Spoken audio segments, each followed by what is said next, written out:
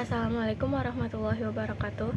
Saya Siva Amanda Puspita dengan NIM 11166251123 akan mempresentasikan tentang roadmap transportasi keterampilan fasilitator masyarakat.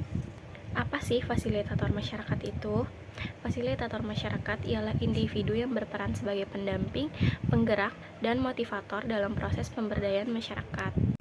Tugas utama fasilitator adalah membantu jalannya program atau kegiatan masyarakat agar berjalan efektif dan efisien. Fasilitator bukan hanya sekedar pemimpin rapat, tetapi juga agen perubahan yang mendorong kesadaran kritis dan partisipasi aktif masyarakat dalam menyelesaikan masalah sosial dan meningkatkan kualitas hidup mereka. Mereka juga menjadi penghubung antara masyarakat dengan pihak-pihak terkait seperti pemerintah dan lembaga lainnya, serta membantu memfasilitasi komunikasi, pemecahan masalah, pengambilan keputusan, dan kerjasama multi pihak. Keterampilan yang harus dimiliki fasilitator ialah meliputi kemampuan mendengarkan, memimpin pertemuan, merangkum diskusi, dan mediasi konflik agar terciptanya kesepakatan bersama. Dengan peran tersebut, fasilitator sangat penting dalam mendorong perubahan positif dan keberlanjutan pembangunan di tingkat masyarakat. Apa aja sih tantangan fasilitator masyarakat? Yang pertama ialah mobilitas dan aktivitas tinggi masyarakat. Jadi, mobilitas masyarakat yang tinggi dan aktivitas sehari-hari yang padat membuat mereka sulit menyediakan waktu untuk kegiatan yang difasilitasi sehingga proses pemberdayaan menjadi terhambat. Yang kedua ialah kurangnya data dan informasi yang akurat. Minimnya terkait data kebutuhan masyarakat menghambat fasilitator dalam merancang program yang tepat sasaran dan relevan dengan kondisi real masyarakat. Selanjutnya ada politisasi dan konflik lokal. Fasilitator sering menghadapi situasi politik desa yang tajam seperti persaingan pemilihan kepala desa yang menyebabkan pergesekan kelompok masyarakat. Hal ini bisa menghambat proses fasilitasi karena fasilitator harus tetap netral dan menghindari konflik yang menyulitkan pelaksanaan program. Dan yang terakhir ada rendahnya partisipasi masyarakat. Sulit mendorong masyarakat untuk aktif berpartisipasi karena berbagai alasan seperti ketidaktertarikan, kesibukan kerja, atau kurangnya kesadaran akan manfaat program pemberdayaan. Selanjutnya, reskilling dan upskilling.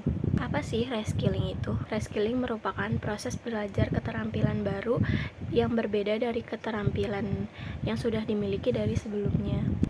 Sedangkan upskilling adalah peningkatan keterampilan yang sudah dimiliki dan pengembangan kemampuan untuk lebih mendalam. Contoh upskilling seperti pelatihan keterampilan teknologi informasi, pemetaan masalah sosial terbaru, serta pengembangan kapasitas untuk mendukung pengambilan keputusan berbasis data masyarakat.